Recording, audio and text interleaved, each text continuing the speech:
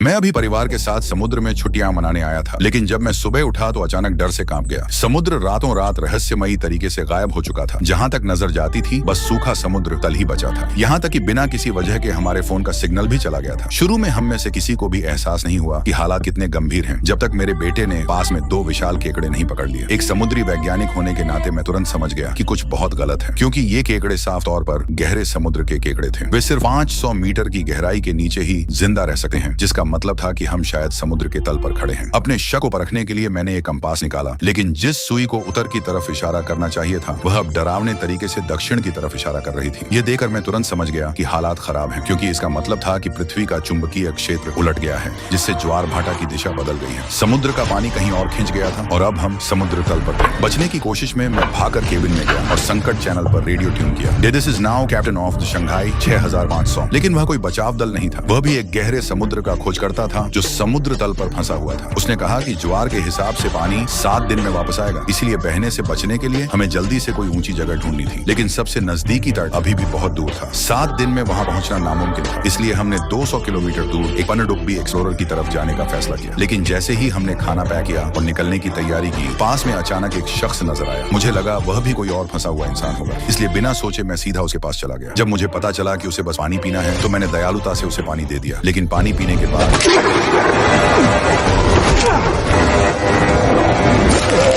वह अचानक मुझ पर हमला कर बैठा। मुझे मरते देख मेरी पत्नी डर से जड़ हो गई। केबिन में बच्चों के बारे में सोचा। वह उन्हें बचाने के लिए सीधा भागी, लेकिन हमलावर अभी रुका नहीं था। उसने जमीन से एक भाला उठाया और फेंक दिया। खुशकिस्मती से वह सिर्फ उसके कंधे को छूता हुआ निकल गया। लेकिन जो हुआ वह तो बस मेरे परिवार के बुरे सपने की शुरुआत ही।